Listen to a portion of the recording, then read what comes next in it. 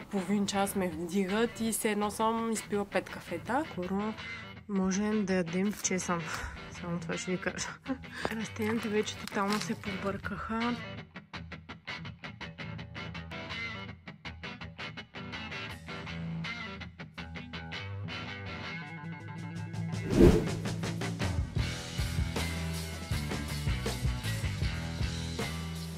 Здравейте и добре дошли в днешното видео.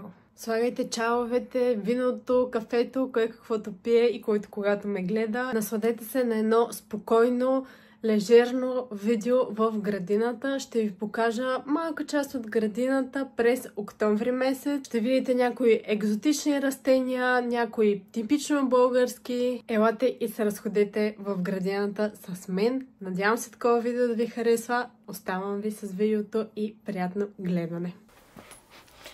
Пак сме при това прекрасно нещо, а именно този екзотичен картоф, както го нарекох и в предишното видео.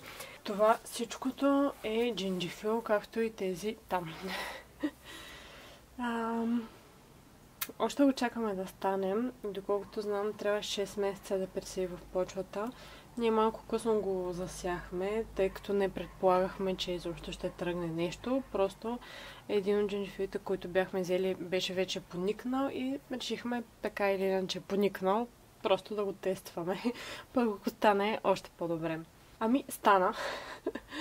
Между другото, не знам дали може да видите колко е голямо и колко много е тръгнало. Това е от вътрешната страна и може да се види как ето тук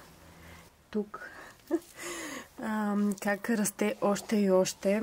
Обича топлото и ще видим докъде ще изкара. Със сигурност има вече наченки, не са готови, но има. Може би скоро ще... Ако се задържи така хубаво времето и не падат под минусови температури, според мен ще изкара. И смятам, че до това време ще успеем да го задържим. Вече ако тръгнат да падат температурите много ниски под нулата, може би просто ще го изкараме и ще се радваме на джинджифил. Много млад, но ще видим. Много е интересно как расте джинджифила, точно като царевица.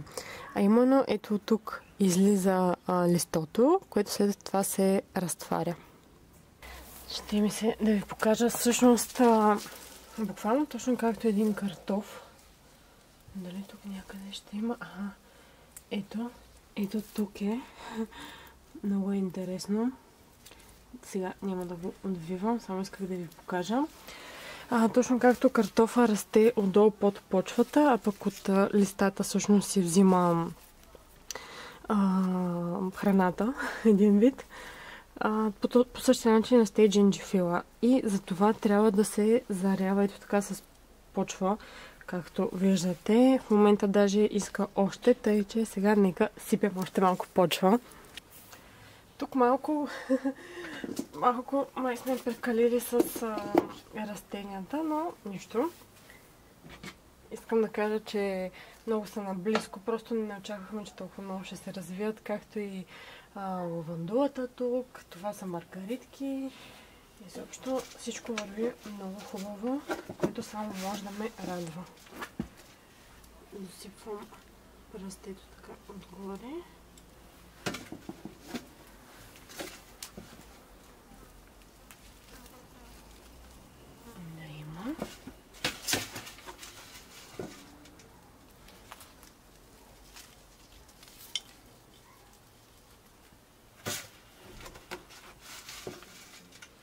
По принцип, сега ако имате растения от цветя, стайни цветя, ето такива подобни в саксийки, е хубаво да им добавите почва, защото вероятно са си изпили минералите, които е имало тази почва. Тъй че обогатете си цветята.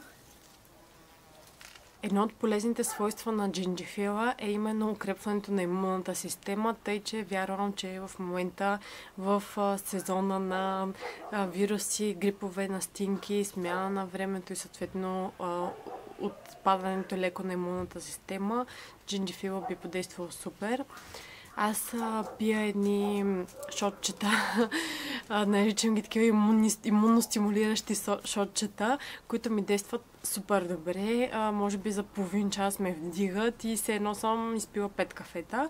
Правя си с лимон, мед, джинджифил настърган и куркума по някой път слагам, което също спомага за здравяването на имунната система и супер добре се чувствам. Джинджифил също така. Изобщо цялата тази смеска, доколкото знам, спомага за гърлото. Ако примерно пиете такъв шот и усетите, че ви пари много на гърлото, нормално е малко да ви пари, тъй като джинджифил е леко лют. И от лимона изобщо малко така стават нещата, но ако много ви пари, казват, че всъщност спомага за заздравяването на болки в гърлото и това парене сигнализира, че всъщност имamo проблем и лекарството работи. Преминаваме към това чудо на чудесата, което вече добре познавате, но всъщност се оказа, че не съм ви показала изобщо как върват нещата вътре, които са засадени, а именно лук, чесън и марулки. Много е интересно. До сега не бях правила нещо като оранжерия. Това е мини оранжерия, поне аз така го наричам. И съм сложила тези зеленчуци, тъй като са добре виреят из зимата. Затова оранжерията им помага до някаква степен. Много бързо растат, супер добре се справя всичко. Само след секунда ще ви покажа. Общо взето, всеки ден идвам и наблюдавам какво се случва, защото е много интересно. Наистина не очаквах, че толкова бързо ще порастат. Предполагам, че се дължи и на самата оранжерия, която малко или много доста топличко създава вътре. През по-топлото време, през деня е горе-долу 25, 6, 7, 8 градуса доли, което е страхотно, а вечер може би пада на 18-19 градуса, при положение, че навън е примерно 10 градуса. Общо взето с 10 градуса отгоре го държи, което е топ. Нека стига толкова приказки и да ви покажа какво се крие тук. Отварям. Има си даже заключалка, както знаете.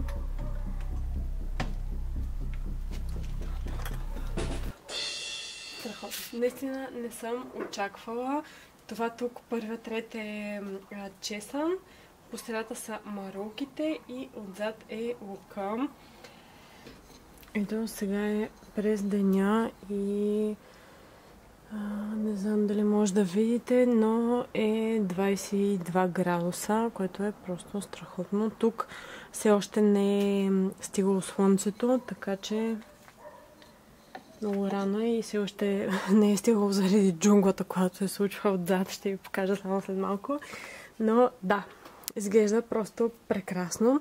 Това тук са марулките и може би като грешка, което мога да отчета, е, че трябваше първо да се направи разсад и след това да се сложат тук вътре в мини оранжерията, защото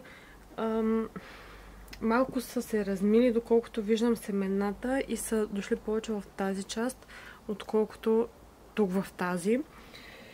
И другото, което е, не мога да разбера защо се е получило така. И до сега може би ще се види по-хубаво. Вижте как стъблото изобщо не е толкова стабилно, колкото трябва да е. Не знам на какво се дължи. Почвата е влажничка. Ето, влажна е. Честно казано, не съм го поливала, откакто съм го засяла. Това е така, защото беше влажно през цялото време и не знам дали се дължи на засушаване, въпреки че със сигурност не са сухи, както виждате, почвата е мокра. Сигурно съм, че навътре е още по-мокра. Не знам. Кажете ми какво се случва. Тук е лукът, който доста сложих, пък не е избил толкова много. И някак си, вижте как малко падат листата, защото са така, не мога да обясня. Вижте, примерно този тук как е така... Не знам, полегнала Тодорка. Този е супер. Високо, голям, всичко му е точно. Чесъна, обаче чесъна си е направо страхотен. Скоро можем да ядем чесън. Само това ще ви кажа. Почвата е взета от градината, съответно има със сигурност семена от трева. Но другото нещо, което е много интересно, има 2 или 3 растениченца, такива мънички, които със сигурност не са трева, нещо друго са. Нямам търпение да разбера какво е. До тук изглеждат по този начин. Едното се е спотаяло точно тук. Стъблото му е мъхисто, както виждате. Може би, само да намеря другото къде е. Ето го и другото. Ето го, това нещо тук. Много си приличат. Мъхисти стебла са и както виждате тези листа са различни. Според мен е домат. Не знам вие какво ще кажете, но според мен тези двечките, първото и това са домати. Изглеждат точно като разсад за домати. А пък следващото, само да го намеря къде отиде, ето го. Това не е домат, според мен. Пак има леко мъхест стъбло, но пък листата му са различни. Според мен е може би чушка. Може би е чушка. Не знам. Надявам се да станат нещата и да видим какво ще излязат от тези 2 растеница. Ако тръгне домат или чушка или какъвто и да е друг зеленчук, който всъщност не съм посяла, би било супер яко. Надявам се да стане. Ще ви държа в течение. Докато сме тук при оранжерията, искам да ви покажа това прекрасно растение. Продължавам с екзотичните растения, както знаете. Добре познавате, това е ананаса. Не знам дали съм ви показала, след като го пресадих всъщност колко е огромен станал. Страхотно е, още не е тръгнал да образува плод, но пък е много хубавичко. Малко е ранено, но това е защото е огромно и малко минаваме през него, но е страхотно. Скоро трябва да го прибера вътре, защото става се по-студено и по-студено. Като казах, че става студено и че скоро трябва да прибирам растенията, поне тези, които са екзотични, а те са голяма част от растенията, които имам всъщност. Мислим да направим нещо като цветарник, дървен, с материалите, с които вече разполагаме. Както добре знаете, гледаме да преизползваме всичко, което имаме и дървеният материал е на първо място, защото се използва до дупка. Ако не стане за някаква мебел или за да изработим нещо, то отива в камината, но преди да стигнем до това крайно решение, гледаме да оползотворим всичко, което имаме. И една от идеите ми е да направим малък цветарник, за да мога да прибера всички цветя, по-скоро авокадота и кактуси. Затова, може би, едно от следващите видеа да бъде с направата на цветарник. Така и така съм се скрила под сянката на тази джунгла, този храст. Това е чудо на чудесата, което превзема двора със всеки изминал ден. Нека ви покажа и разкажа малко за фисалисата. Както виждате, изобщо не очаквах. Това нещо е горе до асмата се е качило и е може би, не знам, 2,50 има със сигурност. Просто не спира да расте. Може би трябва да му резна върховете вече, защото не знам за къде още иска да расте. Това цялото нещо, което виждате, е само от едно единствено плодче. Разсада го направих от едно единствено плодче, то е такъв размер. И да, много ме яд, защото вчера всъщност забелязахме 2 плодчета, които вече бяха готови. И мая, че не успях да ги снимам, защото ги изяхме толкова бързо в вълнението да видим дали става, дали всичко върви както трябва. Нищо. Следващия път, следващото, когато е готово, ще ви снимам. Ето така изглежда цветето на фисалиса и от него, нали, всъщност тръгва плода. От цветето се образуват ето такива пашкулчета, където всъщност вътре плодчето се оформя. След като от цветето почна да се образува това пашкулче и вътре плода, начинът, по който може да разберете, че е готово, е, че външната обвивка изсъхва, става оранжево-жълта на цвят и леко се отваря отдолу и всъщност вътре е пак оранжево на цвят плодче, което е интересно на вкус. Аз не съм няма нещо подобно. Нещо като домат, само че по-сладък домат. Нещо като сладък домат, да. Само да стане пак и ще ви покажа как изглежда. Ще опитам на камера и ще видите всъщност реакции. Веднъж готов плода, след като се откъсне от дървото, доколкото знам, може да издържи над 6 месеца веднъж откъсне. Продължавам към следващата задачка, която е именно това прекрасно авокадо, което е вече доста голямо. Трябва да се пресъди, защото, както виждате, в доста малка саксийка и таблото му вече е доста голямо. Сигурна съм, че още не са му излезли корените, но съм сигурна, че ще иска нова почва. Така. Ще го слагаме в тази саксия, но преди да го пресъдим, трябва да я пробием, защото е такава без дъно, а тези без дъно просто не са много окей. Даже да не кажа изобщо. Може би за някои определени растения ще са добре, но специално за растенията, които аз имам, някакси твърде много вода задържат и не се получава. Но за да не я изхвърлям тази саксия, просто ще... Здравей, любопитки! Дай си мацалата. Не ви кажа, че е хубава мацалата. Малко лирическо отклонение. Нека продължим. Това, което казах е, за да не изхвърлям саксията, просто ще я пробия.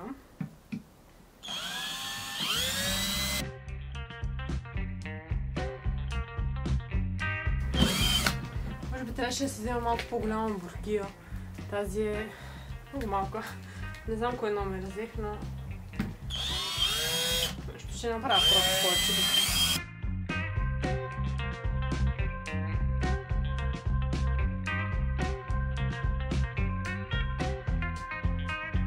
Мисля, че достатъчно я надупчих.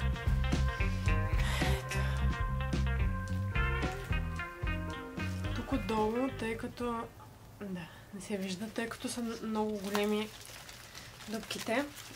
За допълнително дренаж съм сложила малко камъчета.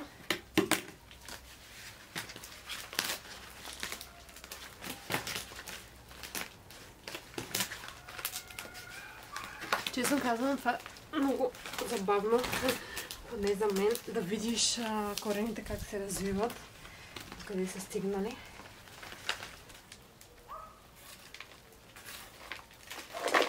Това е стабилно.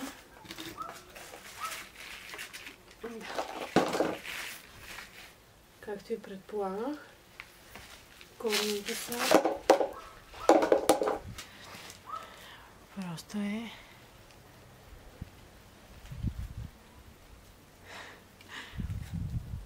много добре. Страхотно даже. Сега трябва ми почва. Допълвам с... нищо не се вижда, но вярвайте ми, вътре има почва от... почва за боровинки. Има боровиколки, високо съдържание на pH почва, защото авокадото обичат такава. Слагам вътре и нека видим как ще стане. Да, мисля, че е доста добре така. Ще го разръвкам съвсем малко отдолу, защото виждам, че корените доста добре се справят. Продължавам с наливане на почвата.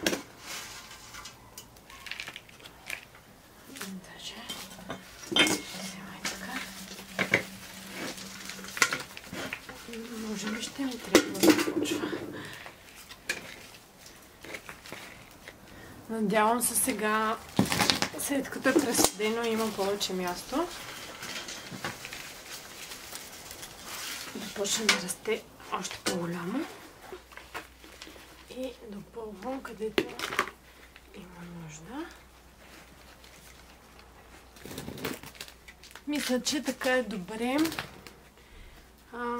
Може би може да поема още малко, но сега като му сипа вода ще видя. Има различни теории, дали е по-добре тази костилка тук да се остави навън и да се покрие с почва. Аз имам и от двата вида. Покривала съм я, не съм я покривала, но това специално не беше покрита и се развиваше доста добре, тъй че смятам да го оставя така, леко непокрито. Това е резултатът.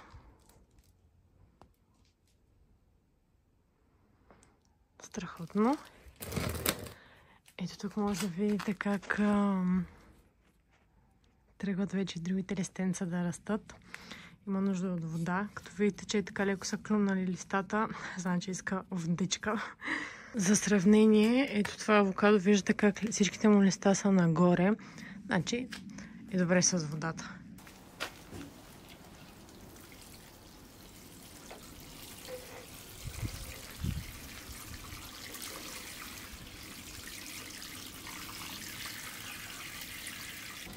Сипвам хубаво вода и ще го оставя да видя как е дренажа. Дали ще се отседи бързо водата, бавно и защо как е. И съответно колко от почвата ще слегне, за да знам дали трябва да се добави още или не. Така и така сме тук, така и така ми остана малко почва. Както ви казах преди малко, сега е супер времето за добавяне на малко почва към... Работи! Не знам колко може да се види, но водата вече почна да излиза от саксията, което е супер, значи дренажа работи. Да се върнем на това, както казвах, на растенията в саксия. Може да добавите малко почва за допълнително минерали. Така.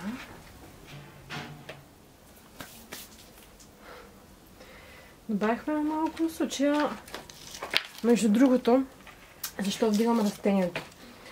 Друг начин за проверяване на дали иска вода едно растение, за мен най-лесният е именно като повдигна саксията. Горе-долу всички саксии знам колко тежат, когато са пълни с вода и когато са леки, съответно нямат вода.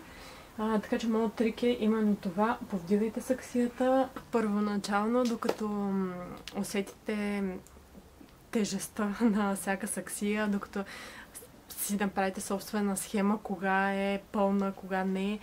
Ще ви е малко трудно, но веднъж що му свикнете е супер лесно. Аз просто повдигам саксията и знам има ли нужда от вода или не.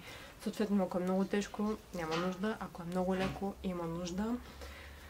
Разбира се, почвите също играят доста голяма роля, защото специално тази, която е боровинковата, тя е доста въздушна и е доста лека. Така че, може би някоя друга почва, примерно от градината почвата, не е толкова лека и определено има значение. Това е така, вдигате и разбирате има ли нужда от вода или не. Нека видим и предната градинка какво се случва с нея, защото там също има изненади. Мисля, че растенията вече тотално се побъркаха. Тези са чисто нови, избили. Не знам дали са от последното засаждане, което правих тук преди месец, може би. Но ги нямаше. Ето може да видите как са тръгнали. Много топло не знам какво се случва, но всичко живее. Само да не им обърка цикъла.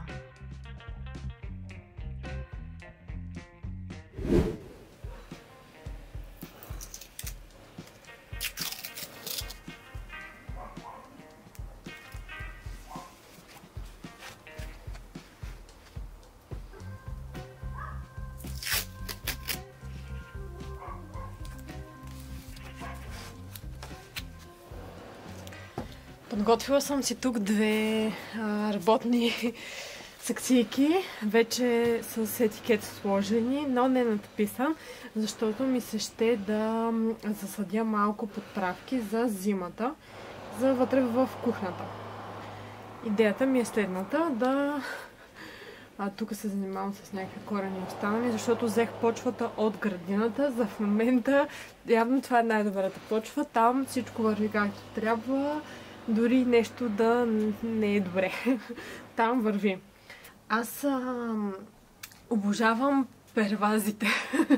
Това си ще прозвучи малко странно, но абсолютно всеки един перваз в къщата е заед с цветя, разсади, семки, всичко, което има нужда от светлина е на первазите и всички те са заети.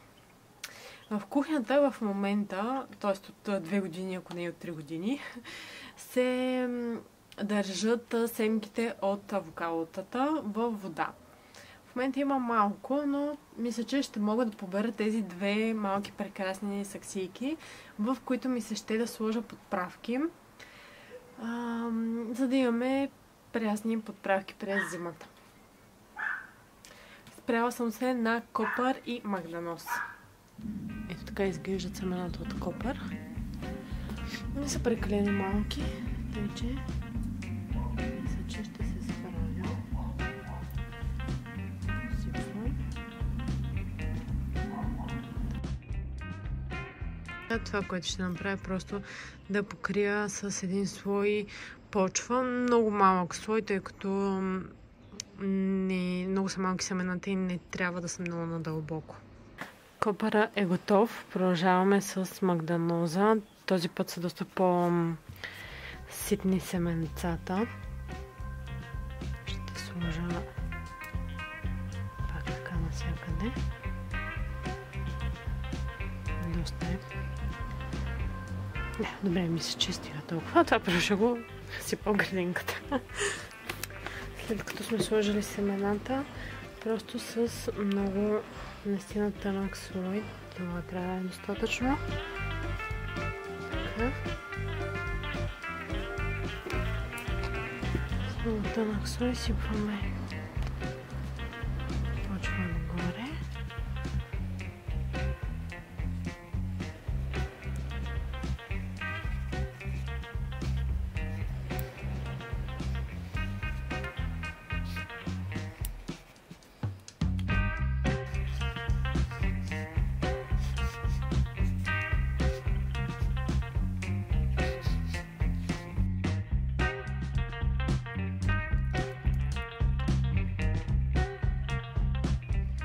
Пресните подправки за зимата са подсигурени, поне 2 от тях. Слагам им по едно фолио отгоре, за да направя ефекта тип оранжерия и да станат по-бързичко. Това беше всичко от мен и от градината, поне за сега. Надявам се видеото да ви е харесало. Ако е било така, не забравяйте да го харесате и да се абонирате за канала. Благодаря, че бяхте с мен и днес. Ще се видим следващия вторник точно в 10. Чао!